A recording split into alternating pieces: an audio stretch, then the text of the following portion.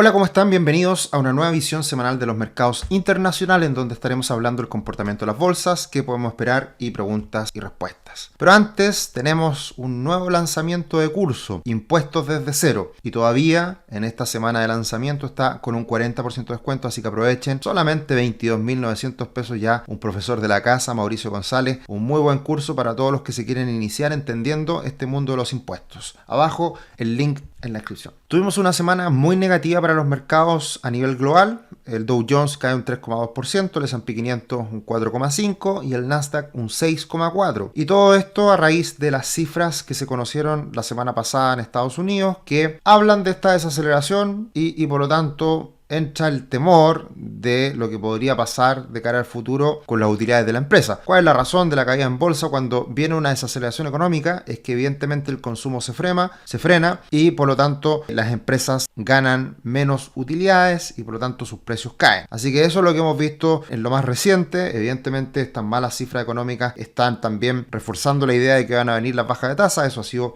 algo bueno para los mercados, pero en esta situación de una eventual recesión afecta el comportamiento de las acciones. Por la misma razón, fuerte caída en bolsa, alza importante del VIX, del índice del miedo, más de un 35% la última semana. El Bitcoin cae un 6,5%, el petróleo cae con fuerza un 7,3%, el oro prácticamente plano y el cobre cae un 3,5%. Como pueden ver, el tablero está bastante rojo, pero se salvan algunos sectores y algunas acciones en particular. Por ejemplo, el sector de consumo defensivo en general aumenta de valor en la última semana y esto es bastante entendible por el hecho de que si entramos en una situación de dificultades económicas, el sector de consumo defensivo siempre es más resiliente. Tenemos que ir al supermercado de todas formas, tenemos que alimentarnos, tenemos que consumir productos de primera necesidad. Por lo tanto, todas esas empresas siguen manteniendo un comportamiento mejor que el resto. No significa que no vayan a caer, pero en general las acciones de consumo defensivo caen mucho menos que el resto de las acciones. Y algo que nuevamente pasa esta última semana, hemos estado mirando de cerca lo que pasa con Nvidia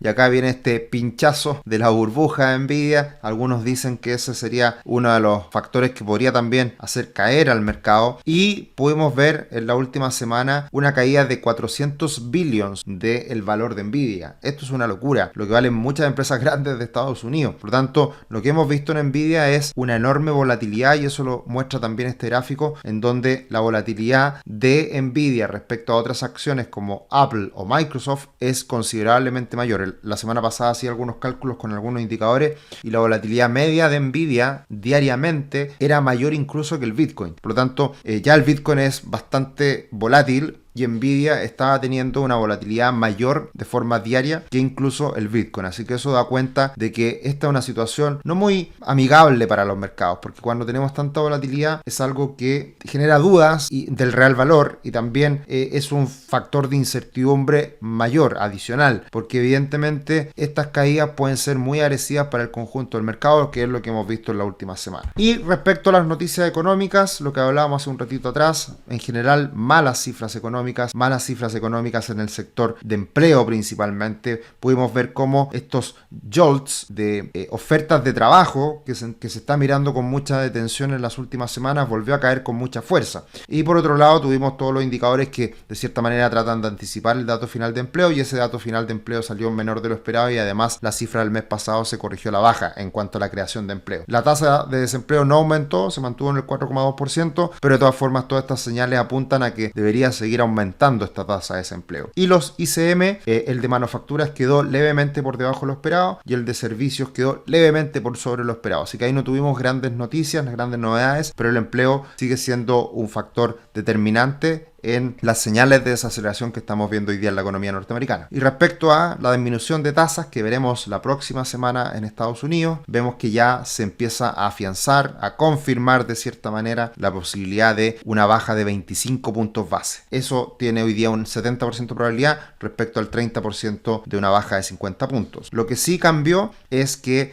debería en el conjunto del año, en los meses que queda, darse una baja de 125 puntos base, que es algo mayor a lo que teníamos la semana pasada. Así que ahí ha cambiado un poquito la situación y por lo tanto lo que el mercado está anticipando es que vendría una baja de tasas leve ahora en septiembre y vendrían bajas de tasas más agresivas en las próximas 2 reuniones de la Fed en lo que resta del año. Así que ese es más o menos el cambio. A corto plazo no mucho, a los próximos meses sí se deberían dar bajas de tasas más agresivas. Y todo esto materializado en el comportamiento de los diferentes activos financieros. Vemos que el bono del tesoro de 10 años en Estados Unidos empieza a romper esta zona de soporte en torno a 3,78, cae tímidamente, hay ahí una cierta recuperación, pero al parecer estaría rompiendo esta zona de soporte importante que lo llevaría a caer a niveles bastante más abajo en 3,3. Así que evidentemente sigue el repunte de la renta fija a nivel global a partir de lo que está pasando con los bonos del tesoro a largo plazo en Estados Unidos. Y eso se manifiesta también en este valor del total de bonos a nivel global que está alcanzando máximos históricos. Cuando bajan las tasas de interés, lo que ocurre es que el valor de los bonos aumenta. Así que eso es lo que demuestra este gráfico, que se ha ido recuperando en el último tiempo y podría ser un repunte mucho más significativo si es que entramos en una posible recesión y si es que caen las tasas de manera agresiva como muchos esperan. Y otra noticia que da cuenta de la desaceleración económica que ya es bastante evidente es el gráfico del petróleo. Lo comentamos hace algunas semanas atrás, que este gráfico había que mirarlo con atención porque se estaba achicando la banda de precios del petróleo, se estaba entrando en una zona de congestión, como se le llama, y rompe hacia abajo esta zona de congestión. Así que es muy probable que haya que buscar estos mínimos más cercanos a $65 el barril y no es descartable que siga cayendo bastante más en la medida que esta desaceleración económica sea más fuerte. Así que el precio del petróleo es una materia prima industrial, al igual que el cobre, y por lo tanto son materias primas que hay que mirar para ver señales de cómo se viene la economía. Y otro aspecto importante que hay que tener en consideración es el precio del yen, que suele ser un activo de refugio, básicamente no tanto porque el yen sea la moneda de refugio, sino porque se destruyen, se desarman operaciones de carry trade. En general, cuando todo anda bien, en Japón uno se endeuda a tasas muy bajitas y esa plata la puede llevar a tasas más altas como Estados Unidos. A eso se le denomina el carry trade. Cuando los mercados se ponen turbulentos y viene una corrección como la que estamos viviendo hoy en día y señales de preocupación, lo que ocurre es que se desarman estas operaciones y por lo tanto el dólar cae respecto al yen se fortalece. ¿Y qué es lo que ha pasado en otras crisis? El 2007 con la subprime y en 1998 con los bonos rusos y el colapso de este fondo, no recuerdo el nombre, pero era un fondo muy grande que sumó mucha plata, habían premios Nobel administrando este fondo que era súper seguro y finalmente terminó colapsando. Bueno, en ambas situaciones la caída del dólar yen ha sido significativa, le quedaría bastante espacio más si es que se desencadenara una crisis como los que algunos anticipan,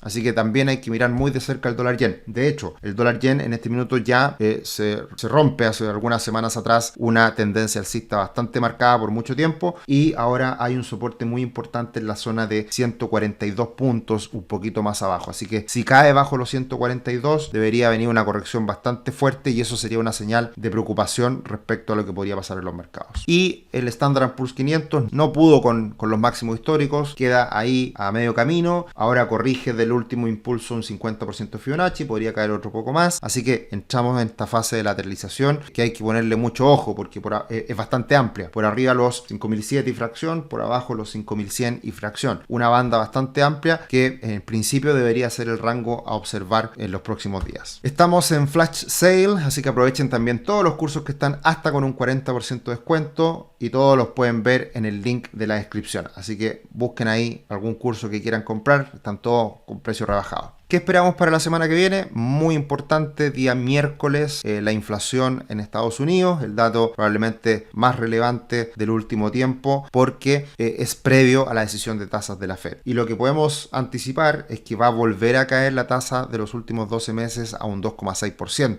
lo cual ya se acerca a ese objetivo del 2% y evidentemente esto da tranquilidad a que la Fed baje las tasas. Veremos si queda por ahí, de todas formas ya estamos bajo el 3%, que es una buena noticia, y algunas otras noticias noticias menores en la semana, también viene baja de tasas en Europa, así que una semana con cambio de horario, así que ya no estamos igual que Nueva York, estamos una hora anticipada a Nueva York, así que los datos se empiezan a dar a las 9:30 de la mañana y a las 11 de la mañana, así que cambia un poquito los datos económicos a mirar en cuanto al horario. Y también se viene el debate de los candidatos a presidente. Kamala Harris ha estado repuntando de manera significativa después de su proclamación, así que hay que ver cómo se da este debate, porque evidentemente eso va a cambiar estas proyecciones. Ahora, muchos hacen proyecciones. Esta es una proyección en donde Kamala Harris está un poquito más arriba que Donald Trump, pero New York Times hacía una encuesta anoche y era un poquito mejor para Donald Trump. La verdad que está muy peleado y el debate probablemente sea algo muy importante para establecer de mejor manera qué es lo que puede pasar con las elecciones en pocos meses más. Muchas gracias como siempre por estar ahí, gracias Roberto. Lobo de los bienes raíces, excelente análisis, empezaré a seguirlos constantemente. Muchas gracias, acá estamos todas las semanas para tratar de dar nuestra opinión. Atacama, hola, excelente. Creo que es importante mencionar que las recesiones en las últimas décadas no se han producido por movimiento de tasa. Las causas han sido cosas como choque en precio del petróleo, crisis asiática, caso Lehman Brothers, pandemia. Las tasas varían por la política monetaria de un país o banco central. ¿Los gobiernos tienen dos herramientas? No, los gobiernos tienen una herramienta, que es la política fiscal. La política monetaria la tienen los bancos centrales. La monetaria es más fácil de modificar a través de las tasas.